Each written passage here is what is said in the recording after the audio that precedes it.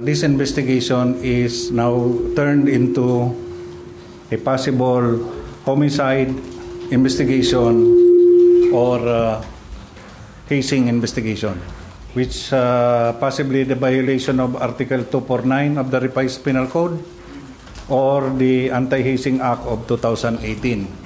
It depends po doon sa ongoing na interview namin na kinakandak sa mga players.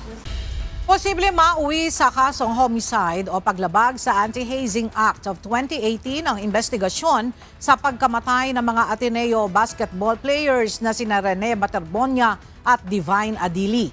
Sa investigasyon ng Philippine National Police Criminal Investigation and Detection Group, lumabas na dinala ang mga manlalaro sa isang liblib na bahagi ng dalampasigan na may layong humigit kumulang 300 metro mula sa resort na nagdulot naman ng mas maraming tanong kung ano ang nangyari doon.